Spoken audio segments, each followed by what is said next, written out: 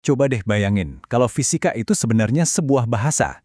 Sebuah bahasa universal yang dipakai alam semesta buat ngejelasin dirinya sendiri. Nah, kalau gitu, pengukuran itu adalah fondasinya, tata bahasa dan kosakatanya, yang bikin kita bisa ngerti dan ngobrol pakai bahasa itu. Hari ini kita bakal belajar baca dan tulis kalimat-kalimat pertamanya. Oke, kita mulai dari sebuah teka-teki kecil ya. Coba perhatiin baik-baik. Ada yang aneh nggak sama pengukuran yang bakal saya tunjukin ini? Apa ya kira-kira? Lebar sebuah meja adalah 8 jengkal. Kelihatannya simpel kan? Tapi disinilah masalahnya muncul. Jengkal siapa yang kita pakai? Jengkal tangan saya atau jengkal tangan kamu? Beda tangan, beda ukuran. Nah, ini inti masalahnya. Ambiguitas. Dan dalam sains, ambiguitas itu musuh besar. Ketidakpastian dari 8 jengkal tadi, itu persis alasan kenapa kita butuh banget sistem yang standar. Biar sebuah pengukuran itu berguna, artinya harus sama buat semua orang, dimanapun mereka berada. Inilah kenapa pengukuran itu krusial banget. Jadi, apa sih sebenarnya yang kita ukur? Dalam fisika, kita itu mengukur sesuatu yang disebut besaran fisika. Gampangnya, ini adalah segala sifat dari sebuah benda atau fenomena yang bisa kita kasih angka, yang bisa kita kuantifikasi. Nah, yang menarik di sini adalah perbedaannya. Kita bisa kan mengukur panjang meja atau massa sebuah apel, tapi apa kita bisa mengukur kecantikan secara objektif atau kebahagiaan? Kayaknya enggak deh. Fisika itu berurusan sama hal-hal yang bisa diukur secara universal dan bisa diulang pengukurannya. Hal-hal seperti keindahan dan kebahagiaan, yang meskipun penting banget, itu di luar jangkauan fisika. Terus gimana dong cara kita menyelesaikan masalah jengkal tadi?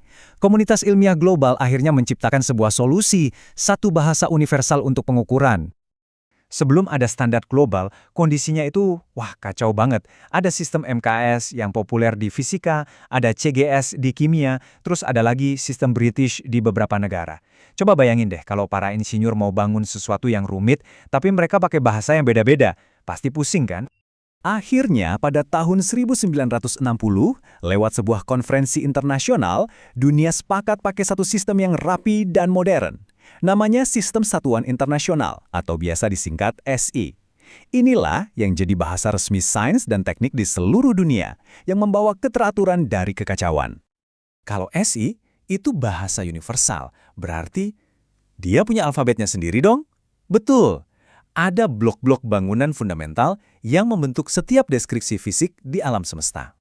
Dan ini nih, bagian yang bikin takjub. Semua kerumitan alam semesta, dari galaksi yang super besar sampai partikel subatomik yang super kecil, itu bisa dijelaskan hanya dengan 7 besaran pokok. Cuma 7 huruf dalam alfabet fisika. Luar biasa ya. Nah, ini dia mereka, alfabet lengkapnya fisika. Panjang dalam meter, massa dalam kilogram, waktu dalam sekon, suhu dalam Kelvin, arus listrik dalam ampere, intensitas cahaya dalam kandela, dan jumlah zat dalam mol. Setiap pengukuran lain yang bisa kamu bayangkan, itu semuanya dibangun dari kombinasi 7 pilar ini.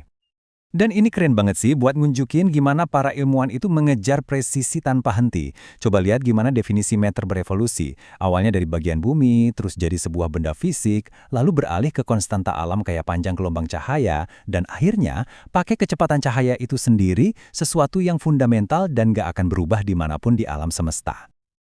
Oke, kita udah punya 7 huruf alfabet. Sekarang, yuk kita lihat gimana huruf-huruf ini ngebentuk kata-kata yang lebih kompleks yang kita pakai buat mendeskripsikan dunia. Jadi, intinya gini, besaran pokok itu fondasinya, huruf-hurufnya. Nah, semua hal lain yang kita ukur, yang kita sebut besaran turunan, itu adalah kata-kata yang kita buat dengan menggabungkan huruf-huruf pokok tadi. Yuk, kita ambil satu contoh, gaya. Rumusnya kan massa kali percepatan. Kita tinggal masukin satuan pokoknya, kilogram untuk massa dan meter per sekon kuadrat untuk percepatan. Gabungin keduanya dan kita dapat satuan untuk gaya, kilogram meter per sekon kuadrat. Nah, satuan yang keren ini kita kasih nama khusus Newton. Sekarang kita udah tahu alfabetnya, udah tahu beberapa katanya. Bagian terakhir adalah tata bahasanya, aturan tentang gimana cara kita melaporkan hasil pengukuran dengan jujur dan akurat. Ini semua tentang presisi. Coba deh bayangin, kamu ngukur diameter lingkaran, dapatnya 79 mm. Kamu masukin ke rumus luas di kalkulator, dan jeng-jeng, kalkulator ngasih jawaban ini. Deretan angka yang panjang banget dan kelihatannya presisi banget. Tapi fisika bakal bilang, eits, tunggu dulu. Pengukuran awalmu, 7,9 mm, itu cuma punya 2 angka yang kita tahu pasti. Angka setelah 9 itu kita nggak tahu persis. Jadi gimana mungkin jawaban kita bisa presisi sampai 8 angka di belakang koma? Nggak mungkin kan? Hasil hitungan kita nggak boleh lebih presisi daripada data pengukuran kita yang paling nggak presisi. Melaporkan semua angka itu sebenarnya nggak jujur secara ilmiah, karena itu seolah-olah nunjukin tingkat kepastian yang nggak kita miliki. Aturan ini namanya angka penting. Ini cara sains buat jaga kejujuran. Anggap aja kayak rantai. Kekuatannya itu ditentukan sama mata rantai yang paling lemah. Dalam perhitungan kita tadi, pengukuran 7,9 mm itu adalah mata rantai terlemahnya. Kamu nggak bisa menciptakan presisi dari udara kosong. Hasil akhirmu cuma bisa seakurat pengukuran terlemahmu.